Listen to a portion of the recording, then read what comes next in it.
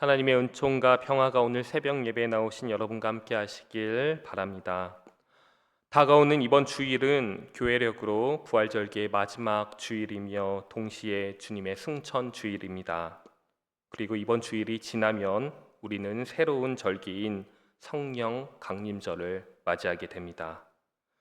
오늘 표기하신 말씀은 예수님께서 승천하시기 전 제자들과 마지막으로 나누시는 대화의 장면입니다.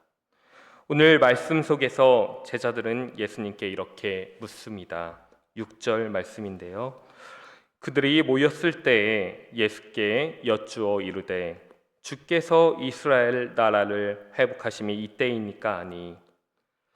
이 질문 안에는 제자들의 간절함과 목마름이 담겨 있습니다.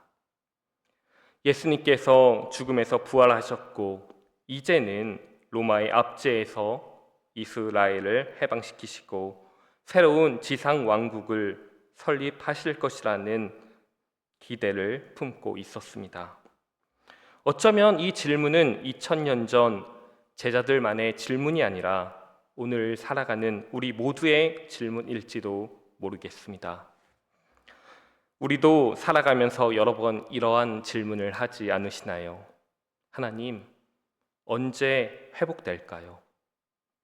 하나님, 언제 다시 괜찮아질까요?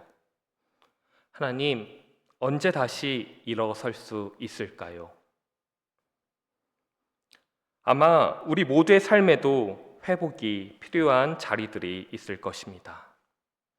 건강의 회복을 기다리시는 분도 계실 겁니다. 관계의 회복을 기다리시는 분들도 계실 겁니다.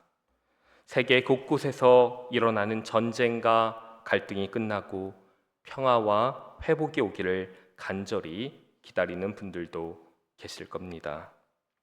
무너진 마음의 회복, 지친 삶의 회복, 가정의 회복, 교회의 회복, 나아가 세상의 회복을 기다리시는 분들도 계실 것입니다. 이렇게 회복은 우리가 가장 자주 드리는 기도의 내용이기도 합니다. 여러분의 기도 제목을 한번 떠올려 보십시오. 다른 사람들이 여러분에게 부탁했던 기도 제목들도 곰곰이 생각해 보십시오. 아마 대부분 어떤 형태로든 회복에 대한 기도였을 것입니다. 우리는 예수님께서 우리의 삶과 세상 속에서 무너지고 깨어지고 잃어버린 것들을 다시 세워주시기를 기다립니다. 다시 고쳐주시고 다시 회복시켜 주시기를 원합니다. 어쩌면 그것은 너무나도 자연스러운 일이죠. 그런데 예수님께서는 제자들이 기대했던 방식으로 응답하지 않으셨습니다.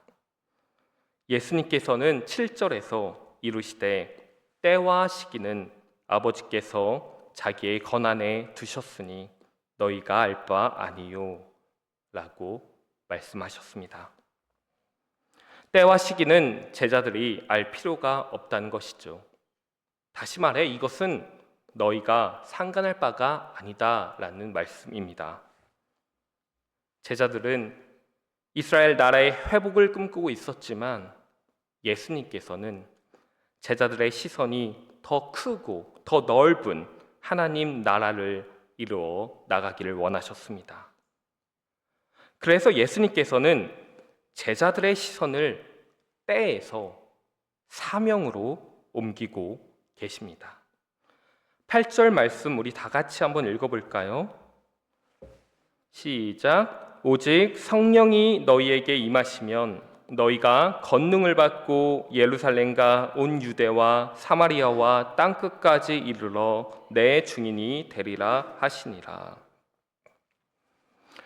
예수님께서는 제자들이 하나님께로부터 부름을 받은 증인으로 살아가라고 명령하십니다. 즉 너희가 나의 증인이 될 것이다 라고 말씀을 하고 계신 거죠. 너희가 하나님 나라를 살아낼 사람들이 될 것이다. 너희가 회복의 통로가 될 것이다 라고 말씀하고 계신 겁니다. 제자들은 언제 회복됩니까? 라고 묻고 있지만 예수님께서는 누가 회복의 통로가 될 것인가? 라고 말씀하고 계신 겁니다.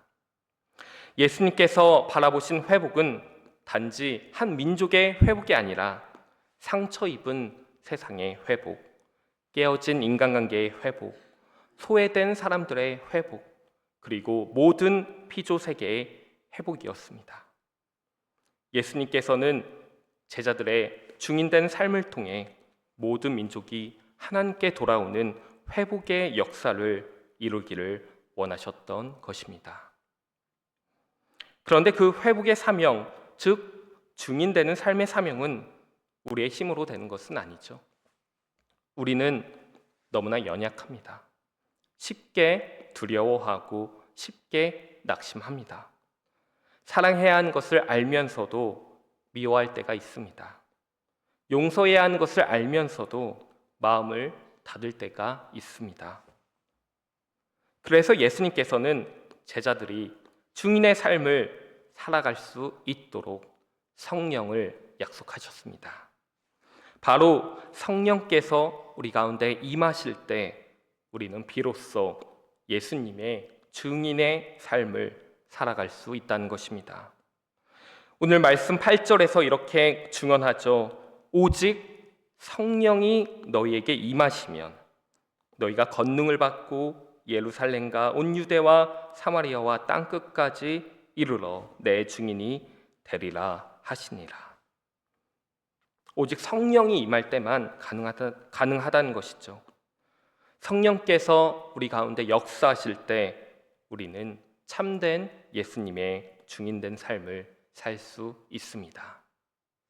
두려움을 넘어 사랑할 수 있게 되고 닫혀있던 마음을 열게 되며 비로소 하나님 나라를 살아내는 증인으로 살아갈 수 있게 됩니다. 그런데 성도 여러분, 오늘 본문 속 제자들도 처음부터 예수님의 증인된 삶을 살아가는 자들이 아니었습니다. 그들 역시 두려움과 불안 가운데 있었습니다. 함께 계시던 예수님이 하늘에 올라가시자 얼마나 두려웠을까요? 예수님이 보이지 않았으니 얼마나 무서웠을까요? 분명 제자들은 앞으로 어떻게 살아가야 할지 분명하지 않았을 것입니다. 무엇을 해야 할지도 알지 못하고 그냥 멍하니 있지 않았을까요? 그들은 지금 예수님께서 함께 계시던 삶과 이제 보이지 않는 삶 사이의 틈 앞에 서 있었던 것입니다. 그래서 오늘 본문 10절을 보면 제자들은 예수님께서 올라가실 때 하늘을 바라보고 있었습니다. 그런데 바로 그때 흰옷 입은 두 사람이 제자들 곁에 서서 이렇게 묻습니다. 갈릴리 사람들아, 어찌하여 서서 하늘만 바라보고 있느냐? 저는 그들의 질문이 제자들에게 어떠한 꾸중이나 대답이나 설명을 요구하는 말이라고 생각하지 않습니다.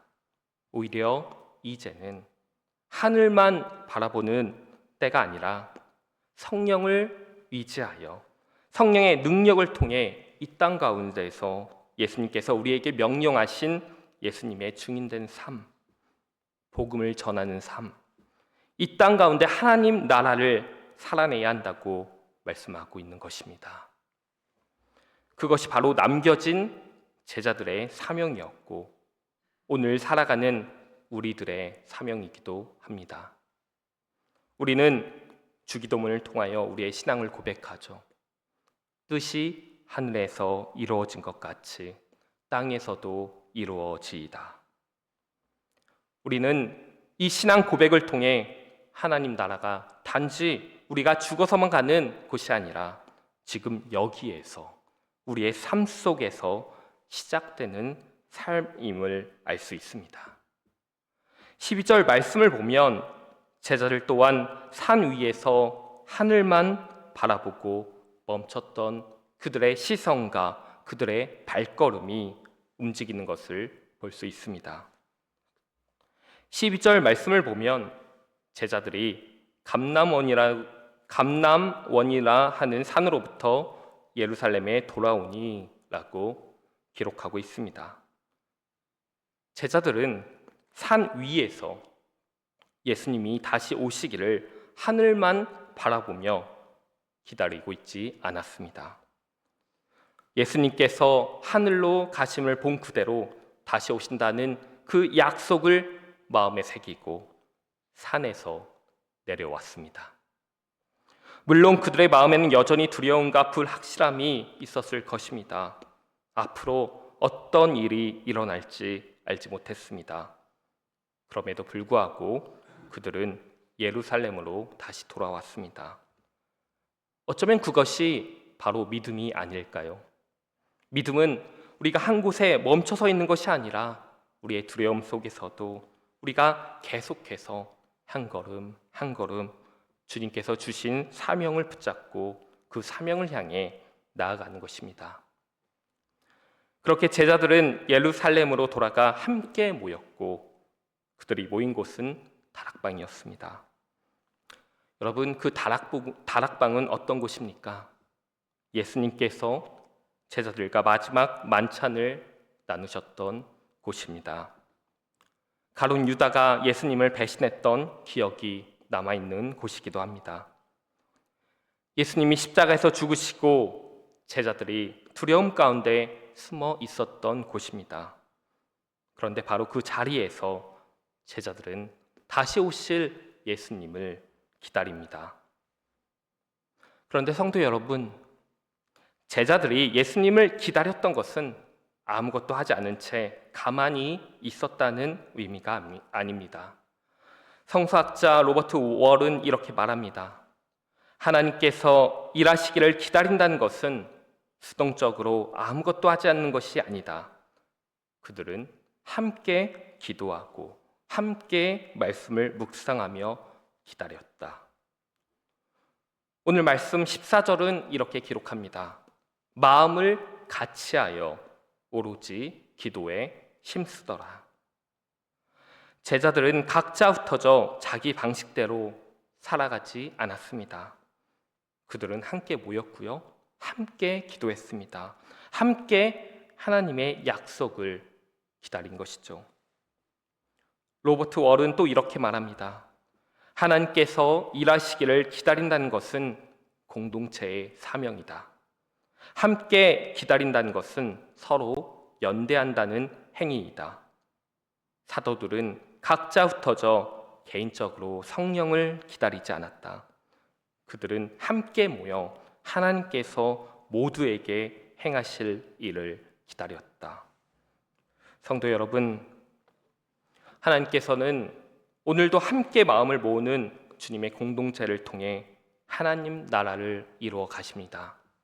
함께 기도하는 자리, 함께 서로를 붙들어주는 자리, 함께 울고 함께 웃는 자리, 함께 하나님 나라를 살아내려 애쓰는 자리 가운데 하나님 나라는 임합니다. 우리는 하늘만 바라보며 예수님이 다시 오시는 것을 멍하니 기다리는 자들만이 아니라 함께 마음을 모아 기도하며 이 땅 가운데 하나님 나라를 살아내는 사람들로 부름받았습니다.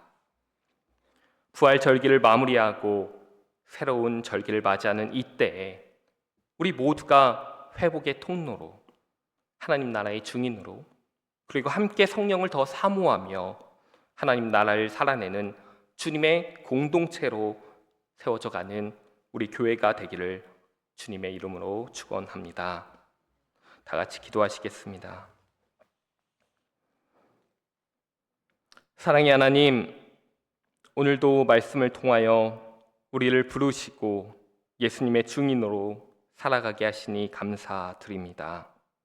우리가 하늘만 바라보며 살아가는 사람들이 아니라 성령님의 도우심 가운데 이 땅에서 하나님 나라를 살아내는 사람들이 되게 하여 주옵소서.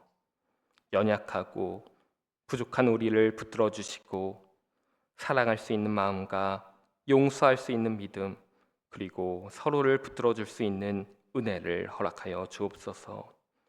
우리 교회가 함께 마음을 모아 기도하며 회복의 통로로 살아가는 공동체가 되게 하시고 우리의 가정과 일터와 삶의 자리마다 하나님 나라가 이루어지게 하여 주옵소서.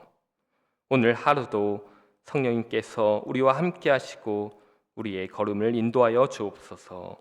예수 그리스도의 이름으로 기도드립니다. 아멘.